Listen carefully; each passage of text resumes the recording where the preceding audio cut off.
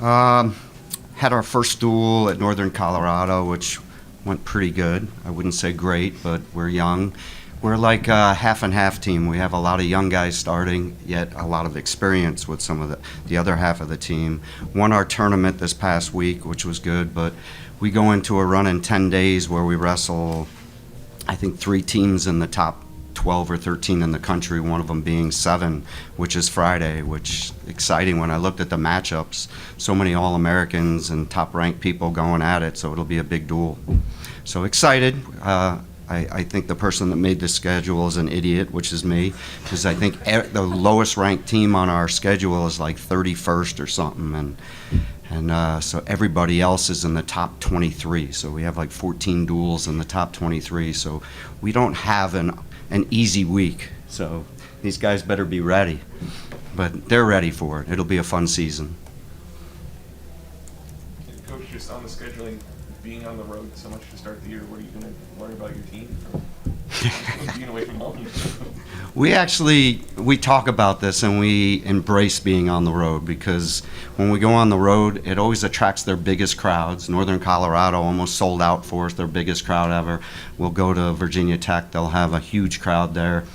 So it's a different atmosphere. It's kind of not friendly, but our guys enjoy that. You know, we're a combative sport, so when you walk in and people are screaming at you, they kind of enjoy it and embrace it, and you have to. Because I hear coaches always say, man, it's tough to play on the road or wrestle on the road. Well, guess what? If you're going to a national tournament, you're going to be on the road. If you're going to the Big 12 tournament, it's going to be on the road. So get used to it. You have to perform on the road when it counts. So this is. But the good thing of being on the road the whole first semester, we're basically home the whole second semester. So that's the light at the end of the tunnel. Coach, gymnastics was just up here. Obviously, you're going to be competing side by side at Beauty and the Beast. Can you kind of talk about how that event came together and how you're feeling about it? We've had it a bunch of times, and I get driven crazy by people in the neighborhood and the community. When are we doing it again? When are we doing it again? So, especially my wife, when are we doing it again? So we're doing it again. And I think it is a great event. Last time we had it, there was an ice storm, so it only drew a couple thousand people, but it still had a couple thousand people. I would be shocked now where both programs are at, both top 10 programs, that it doesn't sell out the Mizzou Arena. I mean, we have to have it in the Mizzou Arena, the reason being that Hearns is a smaller floor, and if you went to one of the Beauty and the Beast, Jaden Cox almost took out a girl on the dance routine from Illinois, and at that point I said, we can't have it anymore, it has to be in the Mizzou Arena. So but it'll be fun. It'll be one of those where the parents are ready to strangle their children in January. They've been home for the whole Christmas break. Friday night comes, they can take the whole family out and go to watch the Beauty and the Beast. What are we, the Beauty or the Beast? Beauty. Coach, what excites you about some of the young guys that we have in the lineup this year? Just the way they love to practice. You know, we don't have long practices yet.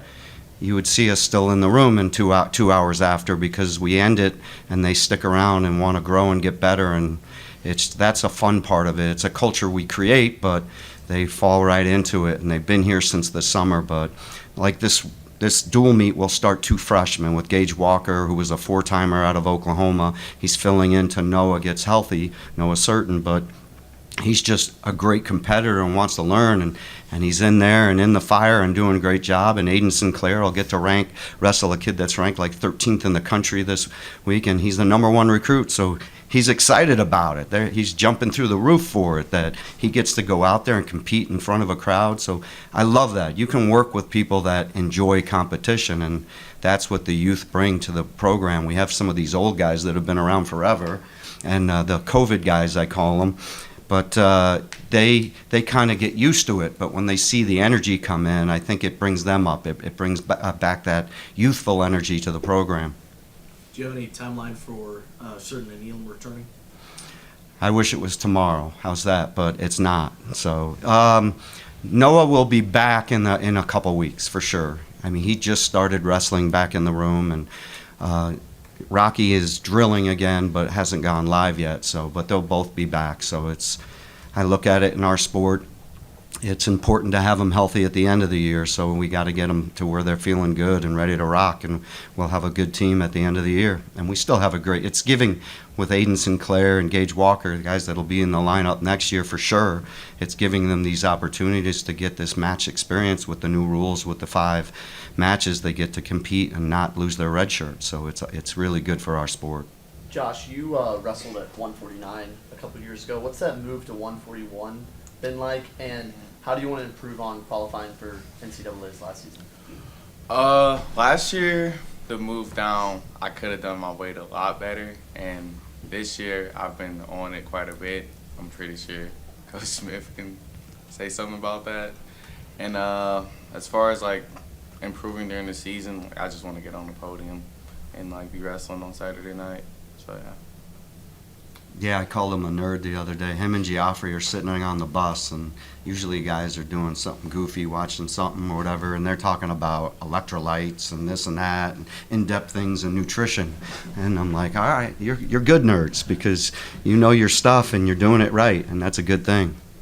Coach, we saw Noah Certain's gooey butter cake coffee hit the shelves with Snooks. What role has NIL played in the wrestling program from your perspective as a coach when it comes to recruiting and just overall the impact it has had on the... Well, I can tell you I have about 10 cartons of ice cream with Keegan on it in my extra freezer, and I did see the ooey gooey in the cabinet, in the pantry, so my wife buys it all and buys tons of it, and she's like, you never know, their parents will be here, I'll give them ice cream, and so it's, but it does, it's impacted our program a lot, and in wrestling, NIL is an important thing that we're going to sign a recruiting class today that will be 4th in the country. And a big part of that is our culture.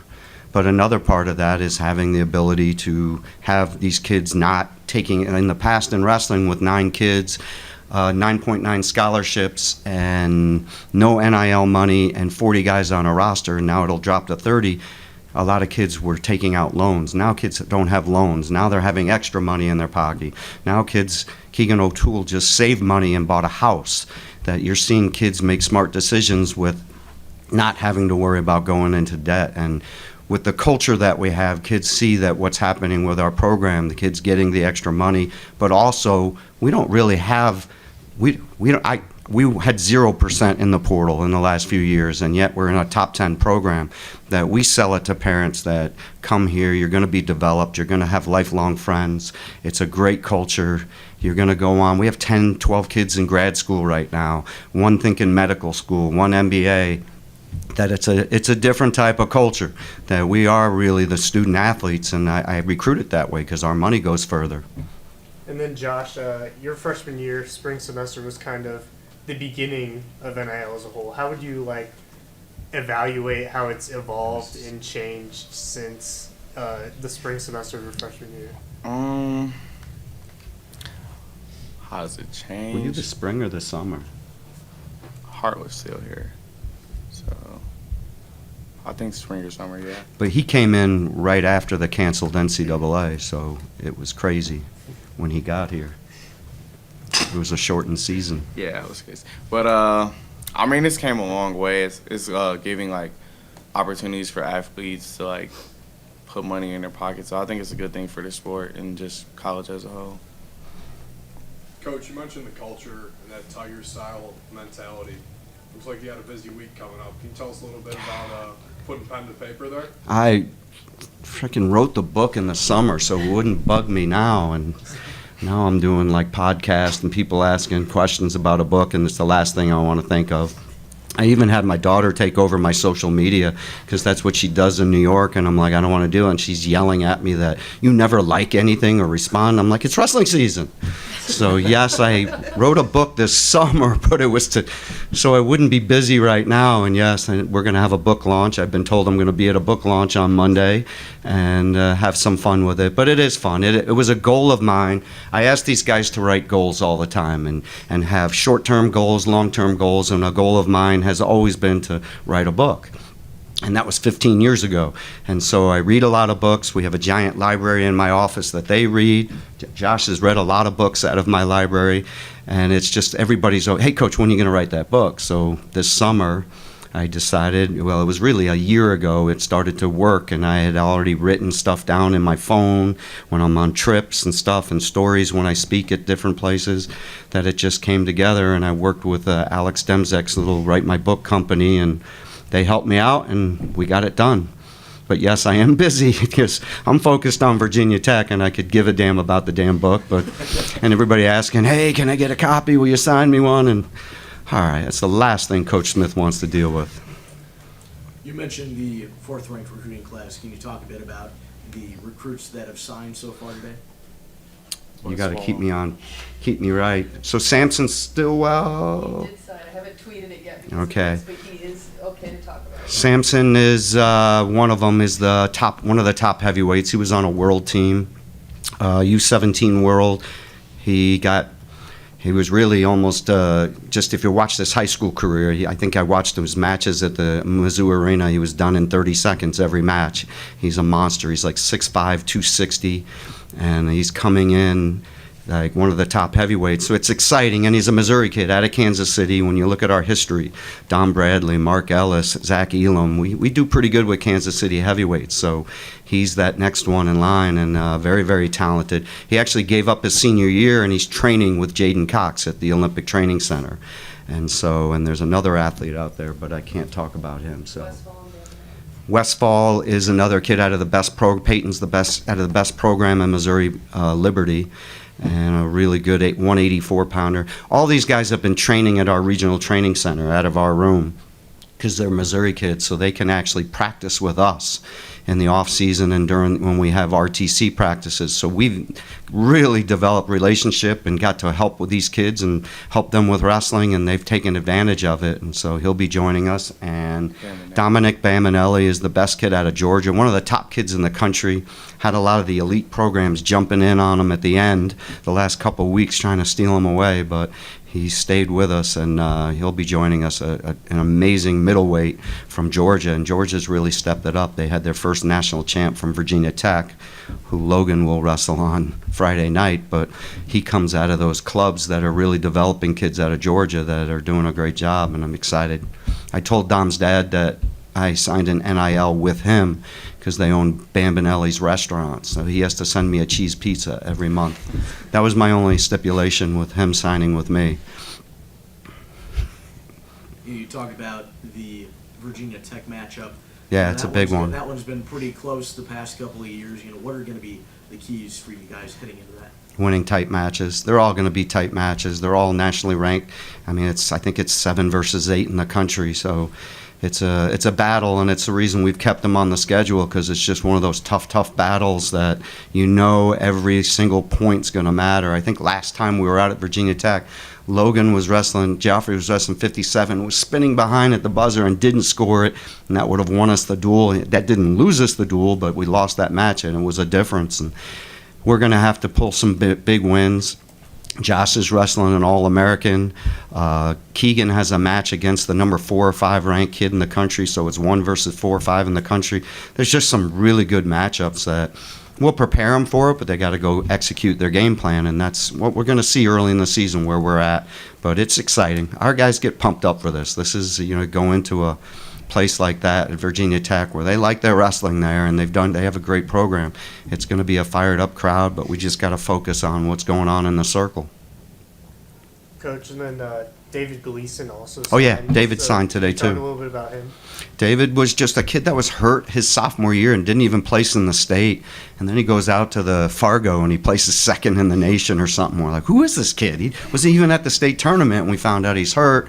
He started coming up to the training center and training with us, and got to know him and his family, and then he committed to us about a year ago, and just another talented kid out of Staley High School, which produced the Elam brothers. So we have good connections in the state that really believe in the black and gold and want their kids to come here. So we've done a good job with that, with the success of what kids have gone on and done here. Time for one more? Josh, talked about a pretty big matchup in that Virginia Tech duel, but already faced the number 1 wrestler at 141, national champion in Andrew Lears. How did that matchup? How is that benefiting you heading into another really tough ranked matchup? I just look at all the matches as opportunities to get better and prepare me for the postseason. So yeah. We good?